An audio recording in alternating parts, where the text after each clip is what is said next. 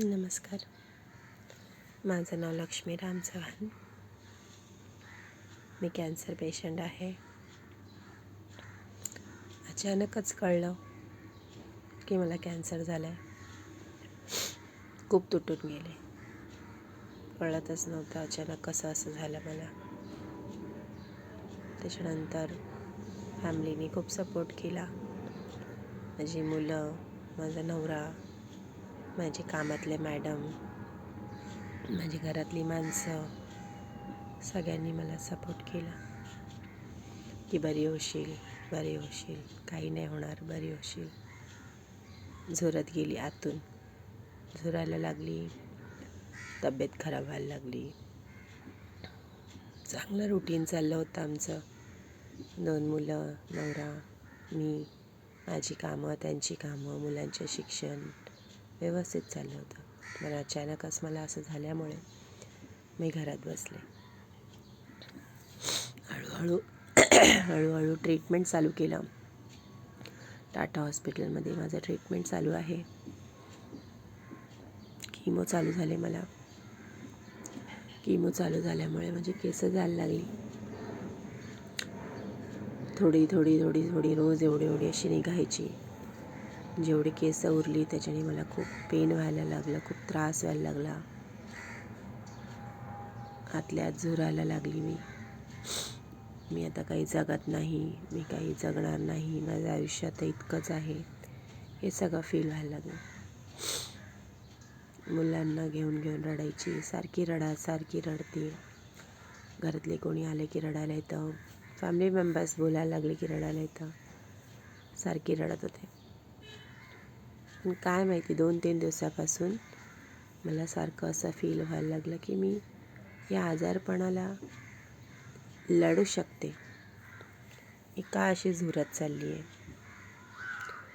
तर स्वयंपाक माझी आवड आहे. मला स्वयंपाक करायला खूप आवडतं. माझे पप्पा चांगले कुक होते, तर त्यांचे ते गुण आमच्यात आले. आम्ही 4 भावंडं आहोत. आम्हाला सगळ्यांना उत्तम स्वयंपाक येतं करायला.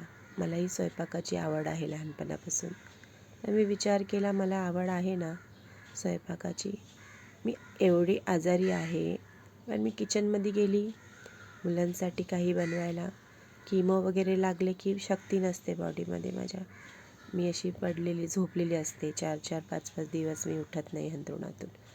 पण त्याच्यानंतर जरा कीमोचा असर थोडा कमी व्हायला लागला की मग मी किचनमध्ये जाते, स्वतःच्या मनाने मुलांसाठी काही बनवते. तर मला खूप आनंद भेटतो त्याच्याने. मी विसरून जाते की मी आजारी आहे. मग 2-3 दिवसापासून सतत डोक्यात येतं की मी स्वतःसाठी काही कधी करू.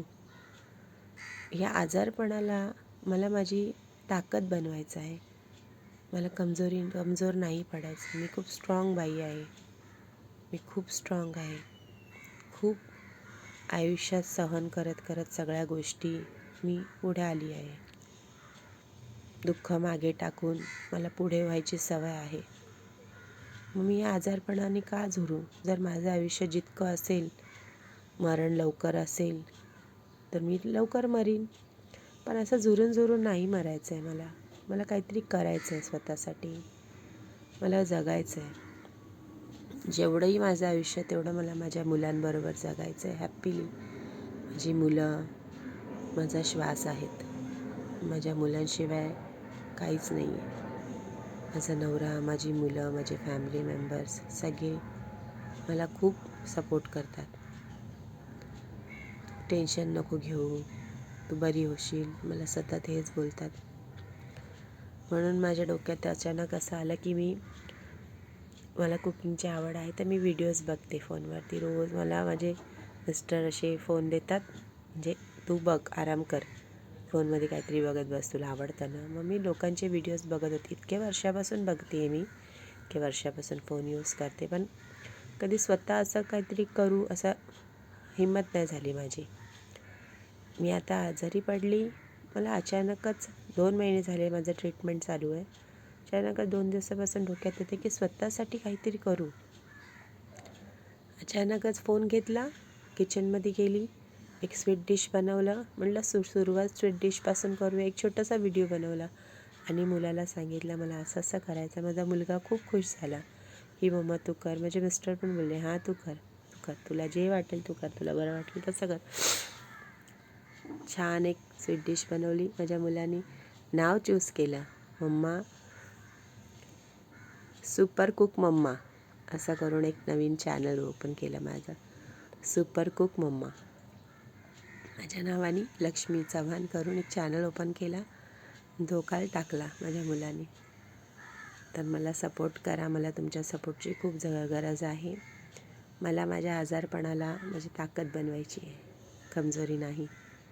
तर मला सपोर्ट करा प्लीज. माझ्या चॅनलला लाईक करा, सबस्क्राईब करा. मला तुमच्या सपोर्टची गरज आहे प्लीज.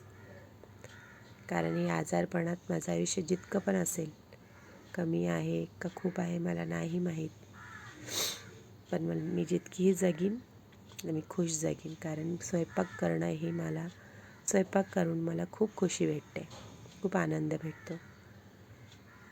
मला तुमच्या सपोर्टची गरज आहे. Please support me. थँक्यू.